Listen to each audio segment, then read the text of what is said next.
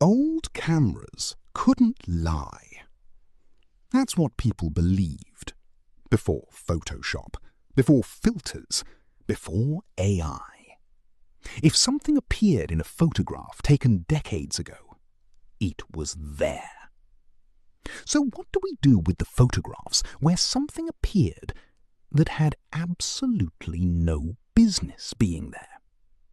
These are 5 of the most disturbing. Every single one has been analysed by experts. Every single one remains unexplained.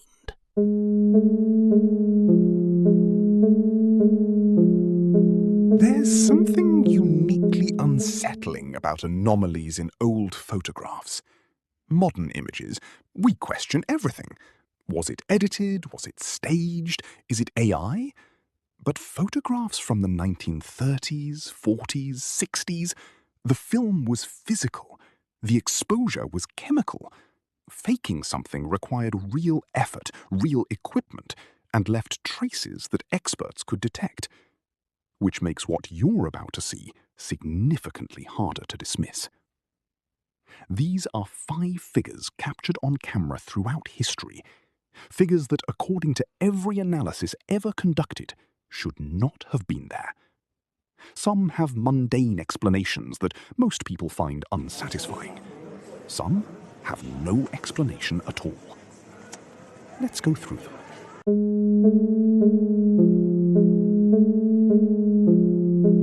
In 1963, a reverend named Kenneth F. Lord was photographing the interior of a church in North Yorkshire, England.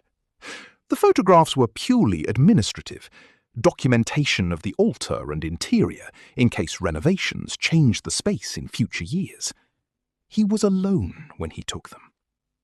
When the developed prints came back from the lab, Reverend Kenneth found something in the frame that he was certain was not there when he pressed the shutter.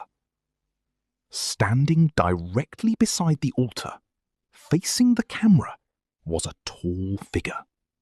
Robed, hooded, still. The figure's posture was deliberate. It wasn't caught mid-movement. It wasn't a blur at the edge of the frame. It was standing there, looking directly into the lamp. Investigators and photography analysts who examined the image noted that the detail in the figure's robes was too defined to dismiss as a film artifact or shadow play. The shape, the texture, the outline, all too consistent for a random exposure error. The public named it the newbie monk. Skeptics argued the detail was exactly the problem, that it looked too deliberate, too composed, suggesting possible double exposure or a staged prop. But here is what has kept this photograph in circulation for over 60 years. No conclusion has ever been agreed upon. No expert, no institution, no formal investigation has produced a definitive answer for what or who was standing beside that altar.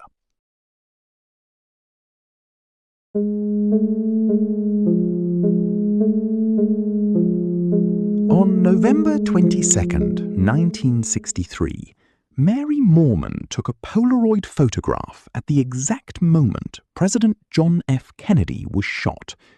She wasn't trying to capture anything dramatic. She was simply photographing the motorcade as it passed. The photograph was taken in a fraction of a second.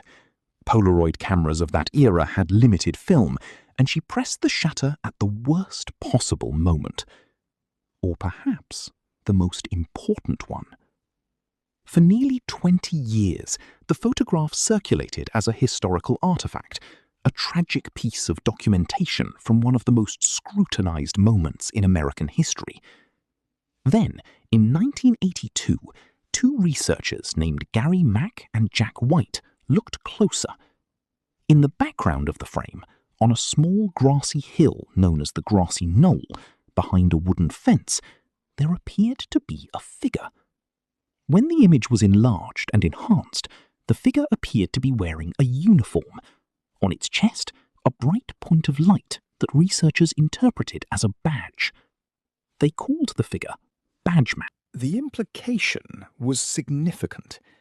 If there was a second figure, a second shooter, positioned that close to the president's motorcade, the official conclusion of the Warren Commission, that Lee Harvey Oswald acted alone, becomes considerably more complicated. Researchers remain divided. Some argue the figure is simply shadows, leaves, and light, a pattern that the human brain assembled into a face and a badge, because that's what the human brain does. Others point out that the figure does not appear in any other photograph taken from the same location at the same moment, which should be impossible if a real person was standing there. And then there are those who note the opposite. None of the witnesses present that day reported seeing anyone standing where Badgeman appears to stand. The photograph is real. What's in it? Nobody agrees.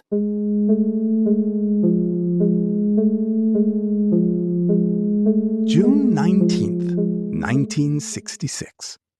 Reverend Ralph Hardy, a retired clergyman from British Columbia, was visiting the National Maritime Museum in Greenwich, England. He was photographing the museum's famous tulip staircase, a spiral staircase known for its unusual geometry and ornate ironwork. When he collected his developed photographs, something on the staircase image stopped him. On the steps, where no one had been standing when he took the photograph, there was a figure. Or perhaps two figures. The image shows what appears to be a hand gripping the stair rail, distinctly elongated, distinctly human in shape. Above it, less clearly, what could be a second form. What made this photograph difficult to dismiss was what happened when it was submitted for analysis. Kodak, the photographic company, examined the negative directly. Their conclusion? The image had not been manipulated. No double exposure, no darkroom interference. The negative was unaltered. The museum itself has acknowledged the photograph. Theories have ranged from a former servant who died on those stairs centuries ago to reflections and long exposure artifacts that created a humanoid illusion. But here is what Reverend Hardy maintained until his death. The staircase was empty when he took that photograph, and Kodak could not explain what was on the negative.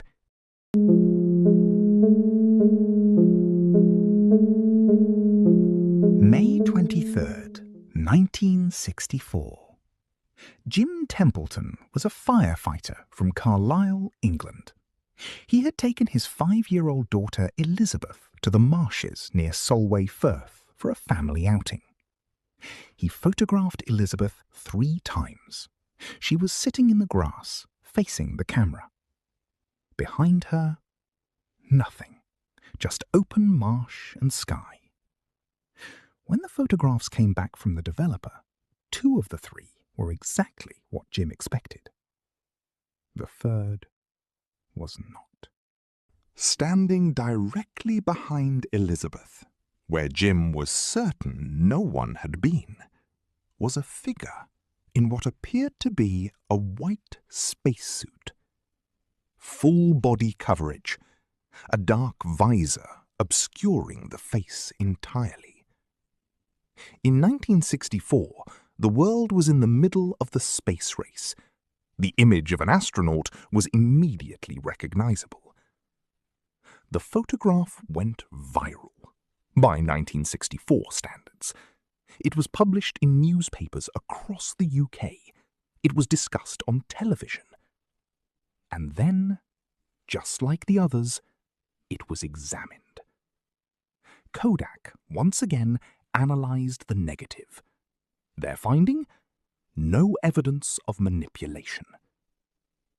A UFO researcher named David Clark, decades later, proposed the most logical counter-explanation. The figure was probably Jim's wife, Annie, who was wearing a light blue dress that day. At high contrast, in direct sunlight, the colour may have appeared white. Her short dark hair could have read as a helmet. It's a plausible explanation.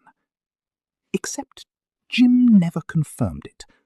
No clarifying photograph of Annie from that day was ever produced. And the two other photographs of Elizabeth, taken moments before and after, show no one standing behind her. The Solway Firth spaceman remains officially unexplained.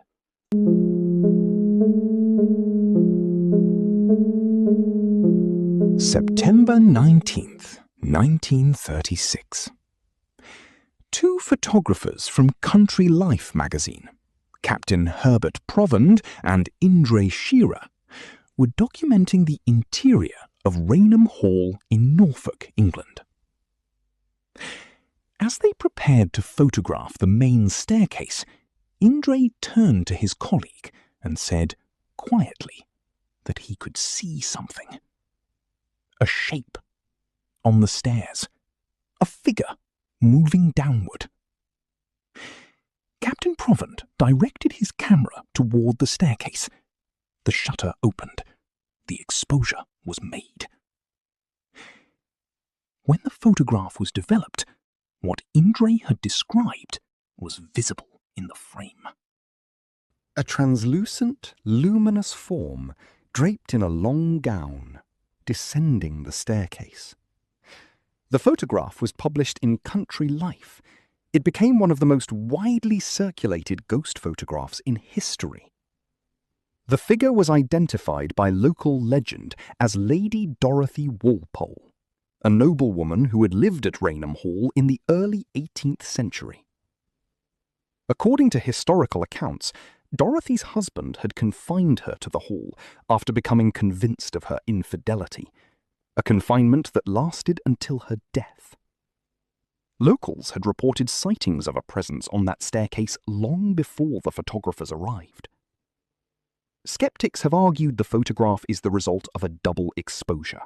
Light leaked through the lens during a deliberate second exposure, an effect easy enough to produce in 1936 film photography. But no technical proof of manipulation was ever produced. And Indre Shearer reported seeing something on the staircase before the camera was even raised. The Brown Lady of Rainham Hall has never been debunked.